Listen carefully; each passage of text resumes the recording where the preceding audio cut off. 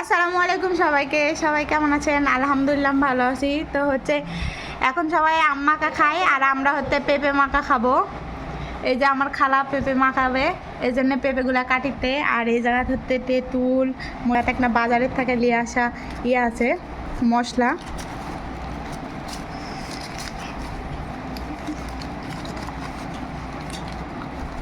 এই যে এগুলো হচ্ছে বাজারের মশলা, আর এই মশলাগুলো হচ্ছে আমার আম্মু করছে, বাড়িতে করছে এই মশলাগুলো।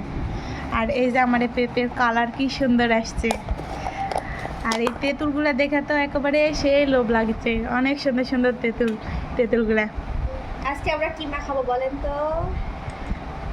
আর আমার খালা তাড়াতাড়ি করে কাটিতে, আমার খালার যখন তখন ডাক চলে আসতে পারে, মানে আমার আম্মু যখন তখন ডাকতে পারে, তো তাই কেন আমার খালা তাড়াহুড়া করে কাটিতে। আর এই যে এই জমিদার নেই, সারাদিন খালি মোবাইল দেখে, আর মোবাইল ছাড়া বিশ্বের কিছু নাই।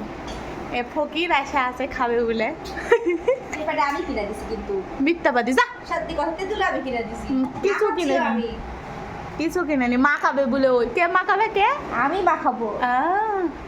দেখবো নি, তখন বলবে নি আমার হাত জ্বলবে, আমার হাত জ্বলবে। তো এই যে আমার এই পেঁপেগুলো ধোয়ার জন্য এই যে পানি নেওয়া হচ্ছে। এই যে আমার এই পেঁপেগুলো রেডি হয়ে যাচ্ছে অবশ্যই। ইয়াম্মি ইয়াম্মি পেঁপে রেডি হয়ে গেছে। এখনো রেডি হয়নি, মানে খালি কাটা হয়েছে কুচি কুচি করে। এবার মাখা খাবো।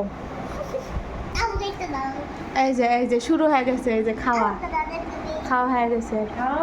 আমি ঠান্ডা ঠান্ডা তো।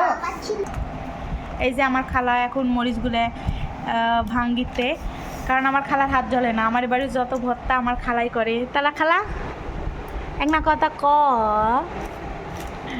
আমার খালার হাতের মাখানাগুলো মেলাই টেস্ট হয়। এই যে মরিচগুলো দিছে। মাখাতে অনেক ব্যস্ত সে। এই যে এখন কি দিল সইতে? এটা লবণ দেওয়া সইতে খালি মশলা ফেলবে এখন। মশলা দে।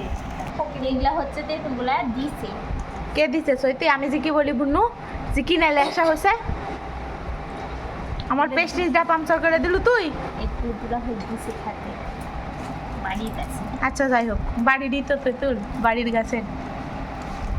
দেখাই খালি যারে লুব লাগবে তারা অবশ্যই নজর দিবেন না, কারণ নজর দিলে আমাদের পেট খারাপ হয়ে যাবে। আর আমি তো নজর দিয়েই থাকি সবসময়।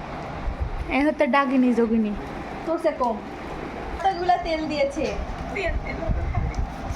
খাওয়াই যাবে না। খাওয়া যাবে যা, এটা অল্প হয়ে গেছে।